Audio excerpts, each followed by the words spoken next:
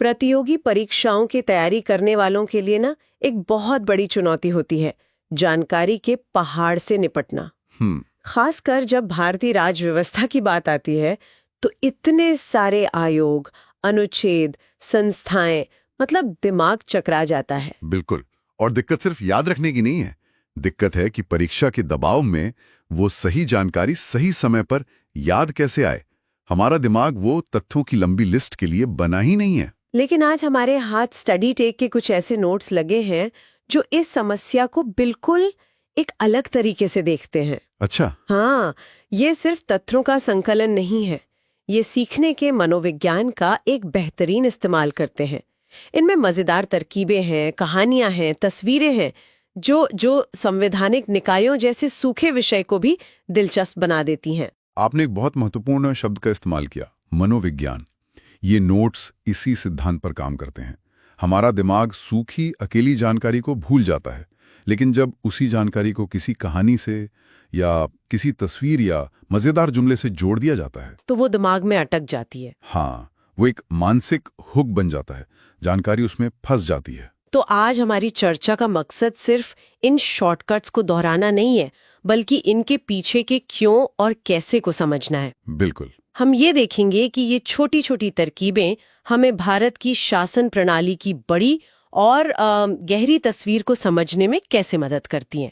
चलिए शुरू करते हैं। बिल्कुल, चलिए इस भूल भुलैया को एक नक्शे के साथ सुलझाते हैं। इन नोट्स में जो पहली और सबसे जरूरी चीज है वो है एक मास्टर चार्ट। इसका टाइटल ही है कंफ्यूजन दूर करें। ये चार्ट पूरे सरकारी तंत्र को 3 हिस्सों में बांटता है। देखने में तो बहुत सीधा साधा लगता है, पर मुझे लगता है यहीं से सारी गुत्थियां सुलझनी शुरू होती हैं। इसकी सादगी ही इसकी सबसे बड़ी ताकत है। ये मतलब किसी भी संस्था का डीएनए समझने की कुंजी है। ये 3 श्रेणियां हैं, संवैधानिक, कॉन्स्टिट्यूशनल, सांविधिक यानी स्टैट्यूटरी, और तीसरी कार्यकारी, एग्जीक्यूटिव। और ये वर्गीकरण सिर्फ एकेडमिक नहीं है, ये सीधे सीधे किसी संस्था की शक्ति, उसकी स्वायत्ता और सरकार के साथ उसके रिश्ते को तय करता है। बिल्कुल। अच्छा, तो इसे डिकोड करते हैं। पहली श्रेणी है संवैधानिक। नोट्स कहते हैं कि ये देश के सोर्स कोड का हिस्सा है। बिल्कुल सही शब्द है, सोर्स कोड। ये वो संस्थाएं हैं जिनका जिक्र सीधे संविधान में है। अच्छा। इनकी शक्ति किसी सरकार या संसद के कानून से नहीं आती, बल्कि सीधे संविधान के किसी अनुच्छेद से आती है। जैसे चुनाव आयोग को अनुच्छेद 324 से शक्ति मिलती है। तो मतलब इन्हें बदलना बहुत मुश्किल है? उतना ही मुश्किल जितना खुद संविधान में संशोधन करना। ये हमारे लोकतंत्र की नींव के पत्थर हैं। और दूसरी श्रेणी है सांविधिक, स्टैट्यूटरी। नोट्स के मुताबिक जो संसद के कानून यानी एक्ट से बना हो। इसका क्या मतलब हुआ? इसका मतलब है कि समय के साथ देश को लगा कि किसी खास काम के लिए एक समर्पित संस्था की जरूरत है, लेकिन संविधान में उसका जिक्र नहीं था। हाँ, तो संसद ने कानून पारित किया और उस संस्था को बना दिया। जैसे 1993 में राष्ट्रीय मानवाधिकार आयोग NHRC। अच्छा। इसकी शक्ति संविधान से नहीं बल्कि संसद के उस कानून से आती है। संसद चाहे तो कानून बदलकर इसकी शक्तियां कम या ज्यादा कर सकती है या इसे खत्म भी कर सकती है। ये तो बहुत साफ वर्गीकरण है, लेकिन क्या असल दुनिया में ये लाइनें इतनी ही साफ होती हैं? मेरा मतलब, क्या कभी कोई सांविधिक निकाय संवैधानिक निकाय जितनी स्वायत्ता दिखा पाया है? बहुत अच्छा सवाल है। और यहीं पे तीसरा कॉलम आता है, कार्यकारी, एग्जीक्यूटिव। ये वो संस्थाएं हैं जो सिर्फ सरकार के एक आदेश से बन जाती हैं। न संविधान में जिक्र, न संसद में कानून। जैसे योजना आयोग था या अब नीति आयोग है। अच्छा। ये संस्थाएं पूरी तरह से उस दिन की सरकार पर निर्भर होती हैं। तो आपका जो सवाल था, बिल्कुल, एक मजबूत कानून और स्वतंत्र नेतृत्व वाला सांविधिक निकाय किसी कमजोर संवैधानिक निकाय से ज्यादा प्रभावी हो सकता है, पर कागज पर शक्ति का स्रोत संवैधानिक निकायों के पास सबसे मजबूत होता है। हाँ, ये चार्ट हमें किसी भी संस्था की स्वायत्तता का मीटर देता है। ठीक है, ये फ्रेमवर्क तो समझ आ गया। तो चलिए सबसे मजबूत यानी संवैधानिक प्रहरियों से शुरू करते हैं। लिस्ट में पहला नाम है निर्वाचन आयोग, अनुच्छेद 324। और इसकी ट्रिक मुझे बहुत मजेदार लगी। क्या है? चुनाव के लिए 3 to 4 गनमैन चाहिए, या फिर 3 to 1 गो वोट। हाँ, ये ट्रिक सिर्फ एक नंबर याद करने के लिए नहीं है, ये अनुच्छेद 324 की अपार शक्ति की ओर इशारा करती है। अच्छा। ये सिर्फ एक संख्या नहीं, शक्ति का एक ऐसा स्रोत है जिसने भारतीय लोकतंत्र को जिंदा रखा है। इसी अनुच्छेद के दम पर टी.एन. शेषन जैसे मुख्य चुनाव आयुक्त ने भारत के चुनावों का चेहरा बदल दिया था। बिल्कुल। उन्होंने इसी अनुच्छेद का इस्तेमाल करके आदर्श आचार संहिता को सख्ती से लागू किया। तो ये ट्रिक हमें उस गन पावर की याद दिलाती है जो 324 आयोग को देता है। ये तो बहुत गहरा मतलब हुआ। अब बात करते हैं पैसों की। वित्त आयोग, फिनेंस कमीशन, अनुच्छेद 280। इसकी ट्रिक सीधी है, 280 रुपीस का टैक्स भरा। और ये ट्रिक इसलिए काम करती है क्योंकि यह एक अमूर्त संख्या को रोजमर्रा की चीज यानी पैसे से जोड़ देती है। लेकिन ये 280 रुपीस का टैक्स हमें भारत के संघीय ढांचे के सबसे संवेदनशील मुद्दे की याद दिलाता है, केंद्र और राज्यों के बीच पैसों का बंटवारा। हाँ, ये तो हमेशा एक मुद्दा रहता है। बिल्कुल। यह आयोग ही तय करता है कि अगर केंद्र ने 100 रुपए टैक्स वसूला तो उसमें से किस राज्य को कितना मिलेगा। इस संतुलन के बिना पूरा ढांचा चरमरा सकता है। पैसों के हिसाब से आगे बढ़ते हैं और देश की स्टील फ्रेम यानी यूपीएससी पर आते हैं। अनुच्छेद 315। ट्रिक भी सीधी है, 3.15 यानी 3:15 बजे एग्जाम होता है। सीधी और प्रभावी। लेकिन इन नोट्स में एक छोटा सा बिंदु है जिसने मेरा ध्यान खींचा। उसमें लिखा है कि यूपीएससी और एसपीएससी यानी राज्य लोक सेवा आयोग दोनों के सदस्यों को सिर्फ राष्ट्रपति ही हटा सकते हैं। एक मिनट, भले ही एसपीएससी सदस्यों की नियुक्ति राज्यपाल करते हैं। हाँ, भले ही नियुक्ति राज्यपाल करे। ये तो अजीब है। नियुक्ति राज्य का प्रमुख करे और हटाने की शक्ति केंद्र के प्रमुख के पास। इसके पीछे क्या तर्क है? यही तो संवैधानिक सुरक्षा कवच है। हमारे संविधान निर्माताओं को पता था कि अगर अधिकारियों को स्थानीय राजनीतिक दबाव में आसानी से हटाया जा सका तो वो कभी निष्पक्ष होकर काम नहीं कर पाएंगे। सही बात है। इसीलिए उन्हें हटाने की प्रक्रिया को जानबूझकर मुश्किल बनाया गया और शक्ति केंद्र को दी गई ताकि नौकरशाही बिना किसी डर के केवल संविधान के प्रति जवाब दे रहे। तो ये तो हुई पैसे की निगरानी और अधिकारियों की नियुक्ति। लेकिन सरकार जो पैसा खर्च करती है उस पर नजर कौन रखता है? यहाँ आते हैं नियंत्रक एवं महालेखा परीक्षक CAG, अनुच्छेद 148। इसकी कहानी वाली ट्रिक लाजवाब है।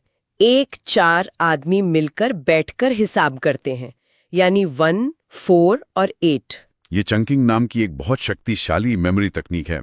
एक बड़ी संख्या 148 को एक साथ याद रखने के बजाय इस ट्रिक ने उसे 1, 4 और 8 जैसे छोटे सार्थक टुकड़ों में तोड़ दिया। सही।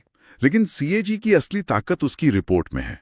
याद कीजिए 2G स्पेक्ट्रम घोटाला या कोयला घोटाला। हाँ, ये बड़े मामले किसी पुलिस जांच से नहीं बल्कि CAG की ऑडिट रिपोर्ट के बाद ही सामने आए थे। अब सरकार के कानूनी सलाहकारों पर आते हैं। महान्यायवादी, अटॉर्नी जनरल, अनुच्छेद 76। इसकी ट्रिक शब्दों का एक शानदार खेल है। सरकार का साथ छोड़ेगा नहीं। 7-6 यानी 76। बिल्कुल। और नोट्स में ये भी बताया गया है कि वो संसद में बोल तो सकता है पर वोट नहीं दे सकता। ये शक्तियों के पृथक्करण के सिद्धांत का एक बेहतरीन उदाहरण है। कैसे? महान्यायवादी सरकार का हिस्सा है यानी कार्यपालिका का, इसलिए उसे सरकार का पक्ष रखने का अधिकार है। लेकिन वो जनता द्वारा चुना हुआ प्रतिनिधि नहीं है, इसलिए उसे कानून बनाने में वोट देने का अधिकार नहीं है। अच्छा, ये बहुत बारीक लेकिन महत्वपूर्ण रेखा है। बहुत। और इसी से जुड़ा है महाधिवक्ता, एडवोकेट जनरल, अनुच्छेद 165। इसे याद रखने के लिए एक गणितीय ट्रिक है। केंद्र के अनुच्छेद 76 में 89 जोड़ दो तो राज्य का अनुच्छेद 165 मिल जाएगा। इसे रिलेशनल लर्निंग कहते हैं। एक नई जानकारी को अलग से याद करने के बजाय उसे एक पहले से ज्ञात तथ्य से जोड़ दिया। दिमागी बोझ कम हो गया। स्मार्ट। और आखिर में सामाजिक न्याय से जुड़े आयोग, SC, ST, OBC आयोग, अनुच्छेद 338, 338A, 338B। ट्रिक बहुत सरल है, बस ABC का क्रम याद रखो। ये कितनी खूबसूरती से 3 अलग-अलग अनुच्छेदों को एक साथ पिरो देता है। लेकिन यहाँ भी ट्रिक से आगे की कहानी जरूरी है। जैसे नोट्स में 89वें और 102वें संशोधनों का जिक्र है। ये दिखाता है कि हमारा संविधान कोई पत्थर की लकीर नहीं है, ये एक जिंदा दस्तावेज है। और इन आयोगों के पास सिर्फ सिफारिश करने की शक्ति नहीं है, उनके पास किसी भी मामले की जांच के लिए नागरिक अदालत यानी सिविल कोर्ट की शक्तियां होती हैं। तो ये तो हुई संविधान की मजबूत नींव। लेकिन अब उस दुनिया में चलते हैं जो संविधान की किताब के बाहर बनाई गई है। सूची में सबसे पहला नाम है नीति आयोग का, जिसने योजना आयोग की जगह ली। हाँ, नोट्स में इसे सरकार का थिंक टैंक कहा गया है। पर क्या ये सिर्फ नाम बदलने जैसा नहीं था? नहीं, ये एक बहुत आम धारणा है, पर यह सच नहीं है। ये एक बहुत बड़ा वैचारिक बदलाव था। योजना आयोग टॉप डाउन अप्रोच पर काम करता था। दिल्ली में बैठे कुछ लोग पूरे देश के लिए योजनाएं बनाते थे और राज्य बस उन्हें लागू करते थे। बिल्कुल। नीति आयोग का जन्म सहकारी संघवाद, कोऑपरेटिव फेडरलिज्म के विचार से हुआ, जहां केंद्र और राज्य बराबर के भागीदार हैं। ये आदेश नहीं देता, बल्कि एक सलाहकार, एक थिंक टैंक के रूप में काम करता है। ठीक है, तो नीति आयोग सलाह देता है, लेकिन कुछ संस्थाएं सरकार पर नजर भी रखती हैं, जैसे राष्ट्रीय मानवाधिकार आयोग NHRC। ये एक सांविधिक निकाय है। नोट्स में एक खास बात लिखी है कि इसके अध्यक्ष सुप्रीम कोर्ट के रिटायर्ड जज ही हो सकते हैं। और ये प्रावधानी संस्था की आत्मा है। सोचिए, इसका काम ही सरकार की एजेंसियों जैसे पुलिस द्वारा किए जाने वाले मानवाधिकार उल्लंघनों की जांच करना है। अगर इसका अध्यक्ष कोई ऐसा व्यक्ति होगा जिसे सरकार से कोई उम्मीद हो, तो क्या वो निष्पक्ष होकर काम कर पाएगा? नहीं, मुश्किल है। एक सुप्रीम कोर्ट का रिटायर्ड जज अपने करियर के शिखर पर पहुंच चुका होता है। इससे ये सुनिश्चित होता है कि वो बिना किसी डर या पक्षपात के काम कर सकता है। ये संस्था की विश्वसनीयता की गारंटी है। और इसी तरह की एक और संस्था है लोकपाल और लोकायुक्त, जो भ्रष्टाचार की जांच करती है। नोट्स में लिखा है कि ये संस्था किसी सरकार की देन नहीं, बल्कि एक बहुत बड़े जन आंदोलन, अन्ना हजारे आंदोलन, जी। और ये हमें लोकतंत्र की एक बहुत बड़ी ताकत की याद दिलाता है।